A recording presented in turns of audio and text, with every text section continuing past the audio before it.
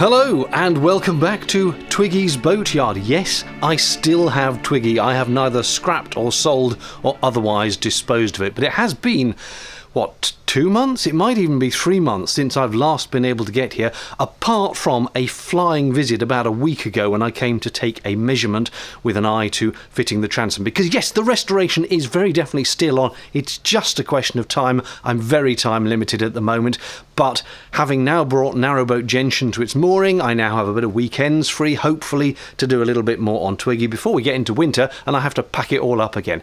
Anyway, here it is, the back, as you can see, shrouded with the tarp, which is keeping the rain off. Now, when I came to do that measurement a week ago, obviously I pulled the tarp up and had a look. And do you remember in a video some while back, I was puzzled about how water was getting into the gap at the back of the boat? It's still getting in, and people had said, oh, well, it must be dripping on the inside of the tarp or whatever. But I'll show you how this is arranged so you can see why I'm puzzled about how water is getting in there. You see, the tarp covers all the way from there with the existing tonneau cover for the boat wrapping over the top of it, so the water should run down, any rain that is, down, all the way to the ground, and not somehow get inside. Now, I grant you, any rain falling down this bit of the boat will go down here, so it does wrap round to the back there. I'll take the tarp off and show you what that looks like.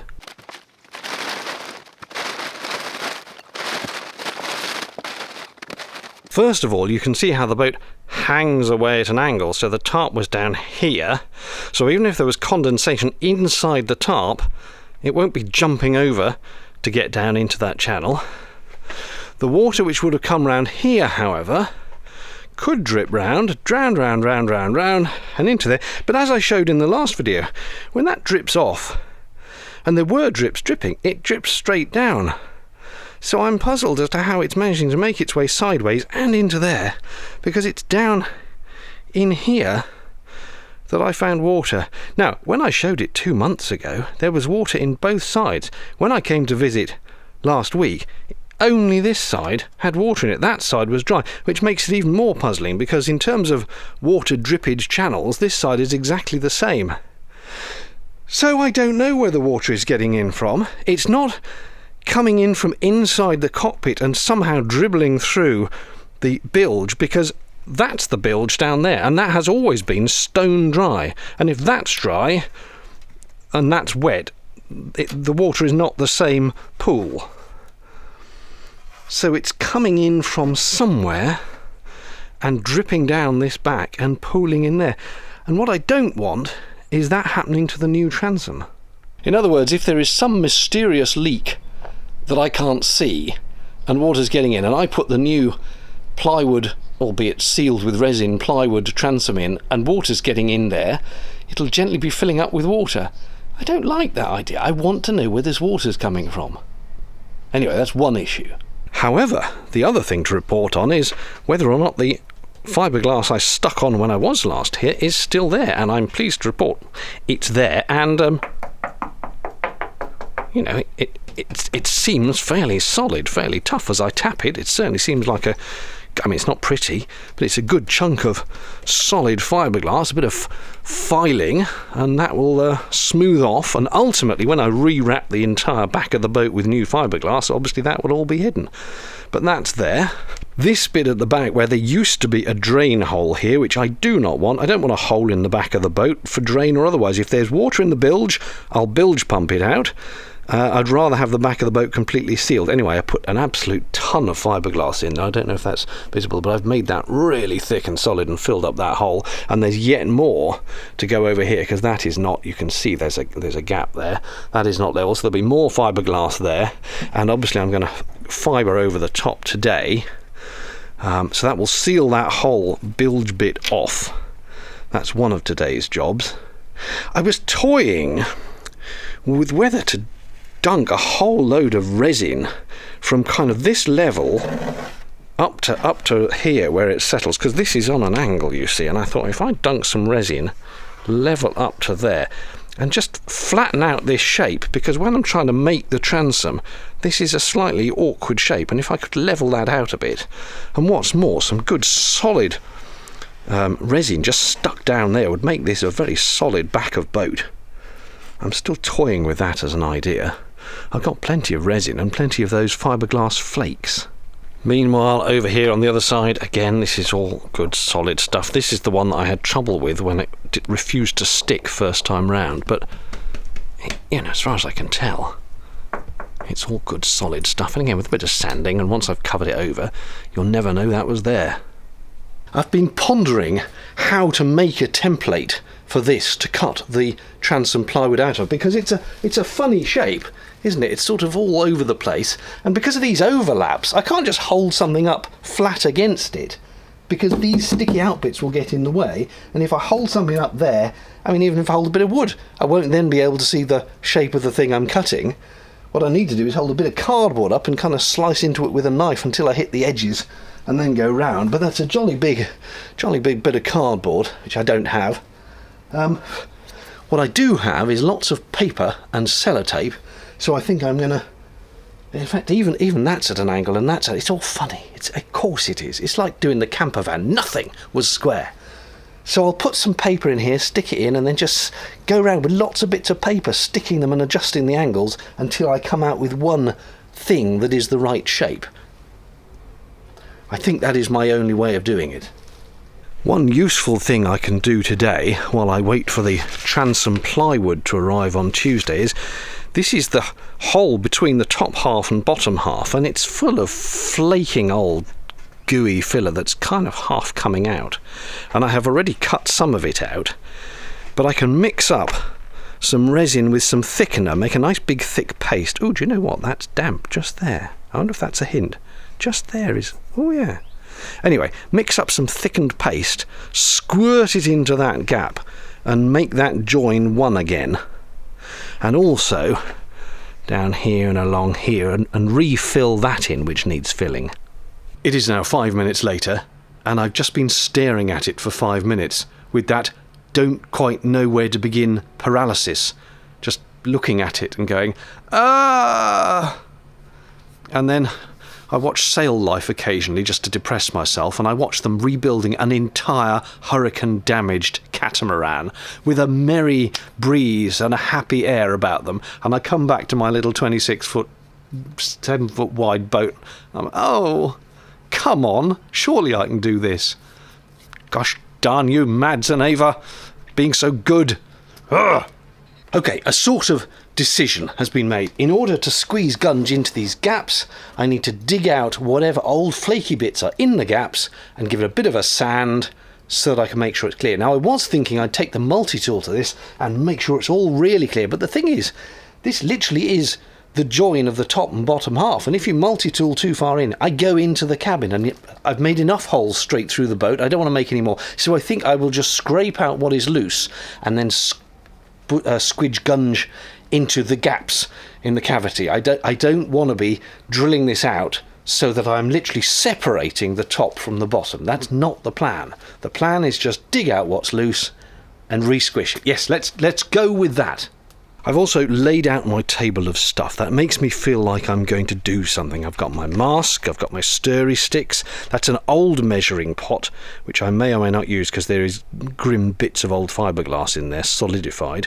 Catalyst with my new squirty measuring thing, as seen on Fish Bump TV, so I thought I'd get one of those.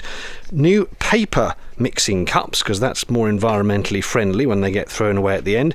Here is the resin. Now, this was fairly recently bought. I used that for the last bit of fiberglassing I did, so that's relatively new. This one I bought last year, and I know the stuff, Vinyl Ester particularly, has a short shelf life, but I have kept it at a civilised temperature with the lid on in an airtight bag, and someone told me anyway it's not the resin that goes off, it's the catalyst, and I've got loads of catalyst which has never been opened. So I'm hopeful that stuff will still work. We'll give it a try and see how we get on. Then I've bought empty squeezy bottle things that go in the squishy pressury thing. So I will mix up resin, thicken it with colloidal silica to turn it into a paste, dispense it into there, by some means. Haven't worked out how I'll actually get it from there to there. And once it's in there, I can squish it with this into the holes. But first things first, scrape out the hole. I've got screwdrivers, which essentially will do the job. They'll pick out all the loose bits, and once I've done that, I can run a bit of sandpaper along there as well. Obviously, at some point, I'm going to need to go round the entire boat and pull out all the loose bits. I think just for the moment, while I'm concentrating on the transom, I may simply do this back end bit, because I can glue that all up and then do the rest at some other time without any problem, I think. So here we go, scrape away. I did already scrape some of this out months ago, and I did use the multi-tool, and that's how I know I can go through to the cabin. Yeah, learning experience, you see. People sometimes say, David, why are you doing this absurd project? Chuck it away. It's because I'm learning. It's interesting. Even if this thing never floats, it's interesting to see how it all comes together and how the boat was built and stuff like that. So just let me have my fun, eh? I think basically along here just needs a bit of sanding.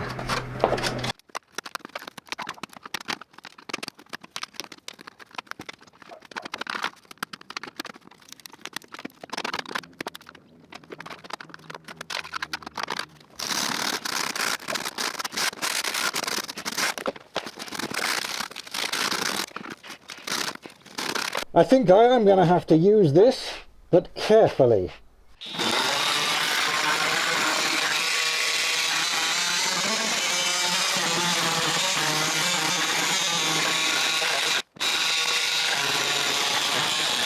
I think I have now opened out that channel as much as I sensibly need to and cleaned it out by virtue of sanding and using the little multi-tool on it.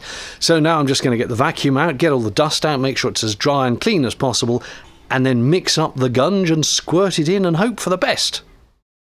There is a small hiccup in the vacuuming plan. I haven't been here for so long that my power lead connection to the mains power here has been disconnected and replaced with someone else's, and they're all padlocked in, so I can't simply swap it back. It's all in that white box thing over there, and they're metered and this, that and the other, so someone else is on my socket now. Not my socket, you know what I mean. Anyway, they can't get it sorted for me today. It's Sunday, nobody about really, but I've had a sudden flash of inspiration. I arrived today in the camper van, which has a blooming great battery and a blooming great inverter, which will power the vacuum cleaner. So as long as my lead will run from here to where I've parked the van over there, I can still vacuum. 2 minutes later, and no, still scuppered because my extension lead here at the yard has one of those big blue waterproof sockets on it that you find on marinas and things, and the camper van is just a normal domestic main socket, and I don't think I have an adapter. I used to have one somewhere, but I don't know where it is now. So what I need is just a normal extension lead. Surely I can find one of those somewhere around here. I might be in luck. There's a bloke from the yard who isn't actually working today, but he said he might be able to find me a normal domestic mains extension lead which can run from the van to here and into the vacuum cleaner. Huzzah! We now have one giant long extension lead reaching into the distance. You can just see the top of my van behind that plastic wrap over another boat. Well, you can just see the edge of my solar panels anyway.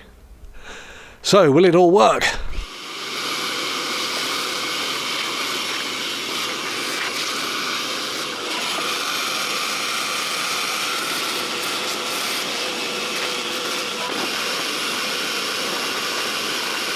And the good thing about this, of course, is that the camper van has the solar panels, and it's a sunny day, so it's putting the charge straight back in. I should be able to work indefinitely, pretty much. And I can power my angle grinder and my sander. Fantastic! Right, I wasn't planning on doing this, but I can't help myself. I'm just going to sand off the bits of fiberglassing I did last time to see what they look like if they're a bit smoothed out.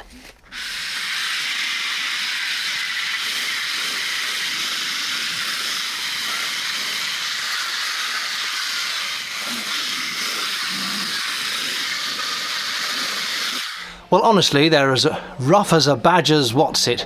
But they still seem to be fairly solid and all falling apart when I sand them, so that is good. Anyway, now back to what I'm actually here for, which is mixing up some potions at this table and then squeezing it into the gaps. One minor issue is I have no idea of the quantity of resin I'll need to fill this gap. I mean, how the hell do you estimate how much you need for that? So I'm probably going to do 1 tube full, which I think is 500 ml. That's a 750 ml pot, and I've got about probably 300 ml left in that one, which I'll top up with that one, or I might do it the other way around. It's going to be a bit of guesswork, this, both in terms of the amount I'm putting in, but I have got this new super catalyst hardener dispenser thing with gradiented markings, and you squish the sides and it just squeezes the hardener up to the markings. It's a warm day. I'm going to go on something like a 1% mix of hardener today, I think, otherwise it'll be setting too fast. By the time I've mixed it, put in the colloidal silica to thicken it up and stuck it in here, oh, it'll be solid. So I'm only going to go with 1%, I think. Which reminds me, I need some colloidal silica. This is very much going to be a bit of trial and error. I've got goggles, glasses, the masks, the lot. Put some gloves on as well. Right, now I've had to force the lid off this, and I don't know if it's visible, but it's turned into a kind of jelly, which does prove it does indeed have a shelf life. And inside that tin, some of it is liquid, I can see, and some of it, yeah, is solidified. So that's a dead tin. So I think we'll start with this one, which is much newer, and then perhaps add some from this tin, which has never been opened.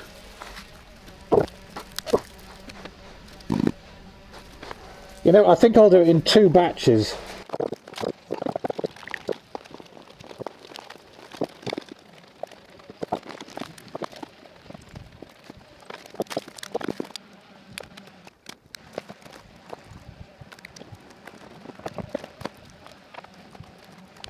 I was hoping to be able to reuse these tubes. The thingy, the plunger's gone in very cleanly and left it clean inside, but getting the plunger back out again, I poked it with a screwdriver, but that's only halfway down, and if I don't get it out quickly, it'll set inside there, I expect. So I need to find a long stick or something, and then give this a jolly good wipe through, and then I think it'll be okay for another use if I get another nozzle for it. Disappointingly, I cannot find a long pokey stick to poke that out with, so I'll have to just leave it as is, try poking it with something at home and hope it hasn't set, but it will have set. But, we'll give it a go. Luckily I bought 5 of these, but it does seem a bit of a waste. Especially as that only did half the job, so I'm going to have to fill another one up now, which will waste 2 of them if I can't end up getting the squishy things back out again. And that is a shame. I mean, that really is a waste, isn't it? I must try to think more in advance of what I'm going to need for cleanup for these things.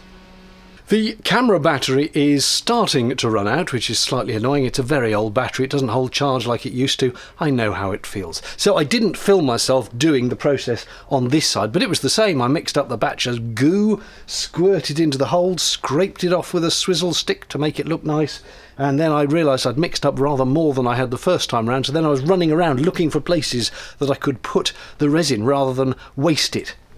So I actually used some of the excess to smooth out that after giving it that test sanding. It was a bit rough, so I've smoothed it out with a bit of the thin resin there, or thickened resin I should say, and then I've put a little bit extra there to fill that out a bit more.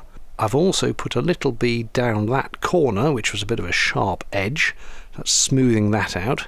And then I've really strengthened that up now. I just need to mix up a tiny bit of resin to actually put some fiberglass across the top of that, and I need to wait for this to now dry before I do that, so I'll probably have lunch and then do that bit of resining. I've also put I haven't doused this in resin as I was thinking, but I have put a bead along the bottom which just strengthens. There's a join where this bit of fiberglass bends round to join the bottom of the hull, so I've put a bead along there which helps toughen up that joint, I think, and the same again on that side.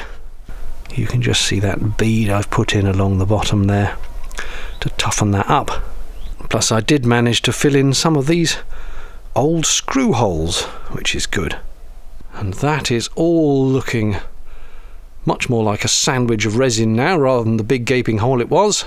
Except for this part where I can stick my finger through the hole here, and so the resin would have just fallen out. So I need to put a little bit of fiberglass here so that I can put some more thickened resin in there. It is a little while later, and this side, being in the sun, has definitely started to harden up. And I think it looks alright, doesn't it? And when we compare it with the grottiness of the old stuff, I think this new has gone in quite well. So that's okay. The bits I did here, I mean, that's quite a thick old squidge of gunge along there, and it's still a little bit soft to the touch. And it's got less sun on it, so I suppose that'll make it take longer to cure. That bit, I haven't prodded that. I put quite a lot on there, really. It's quite a thick old gunge of stuff. I think that'll take a while to finish curing. And then this side, the starboard side, it's not quite as pretty, but it's there and it's solid. Fairly solid. Couple of little gaps. It's very annoying. There's a little tiny air pocket there. I suppose that's inevitable. You squeeze the stuff in, there'll be the odd gap, but at least it's holding the top and bottom together again. While I wait for the fiberglass to dry before I do a very final bit of fiberglassing, I have, as you can see, been mucking around in the back cabin. Specifically, I've decarpeted it. So there was a bit across the ceiling, there was carpet all around the walls, so I've ripped all that off. I've also taken this back hatch off so that I can get most of the carpet away from there, but there are a couple of annoying bits. Notably these catches which hold the bottom of this on, they've been riveted through, so although I can cut round the carpet, I think what I need to do is drill out the rivets, take them off, and then I can properly take that carpet off. And at the top here, rather annoyingly, the hinges that the hatch hinges up on, those ones riveted. I'll have to drill them out to get that last little bit of carpet off. These ones screwed, but you turn the screws, absolutely nothing happens. So you think, well, go to the other side. But no, there's a little drain thing on there that was screwed in, so I took the screws off that. No, it's also been siliconed in place as well, so I can't get to the back of these screws. I'll probably end up drilling those out as well, just to get those off, to get that last little bit of carpet off. But in here, yes, you can see bits of daylight. That's the back of some of the holes that I have filled, and the fiberglass is fairly transparent, so you can see daylight coming through there. But it's the beginnings of progress inside here. Just trying to put this hatch back on, and there's a massive gap here. I know there's the hinges and everything, but there's huge. I can practically put my fingers through. This is ridiculous. It does not fit well. It didn't want to hang back on its catches, and there's massive gaps around, even if you allow for carpeting. This, and if you tighten it up a bit with the screw things, it's obviously warped or something. It does not appear to be the right shape. One thing I noticed, having had a good look round the back hatch again, is I'd forgotten how many other little holes there are that need filling. There's those. There's all the ones under there, which are the old holes from the catches at the bottom, or the latches at the bottom of the hatch, because there's supposed to be 2 rivets. Do I mean rivets? On each one, and there's only one, so there's obviously a hole, and you've got a hole there. And there were some random bolts in the top there which I've taken out because they were serving no purpose, but that's left another hole as well. So there's a bit more dremeling to do. I'm pleased to say these ones I did earlier are now nicely solid.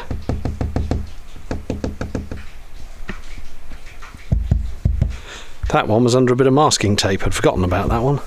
Last job of the day today, I think. I'm not going to get round to doing the template for the transom. I'll do that when the wood has arrived and I'm ready to do that. The last job today then is a tiny bit of standard fiberglassing, 3 small strips of 1708 put over that hole where the bung used to be, and that will then have sealed that up.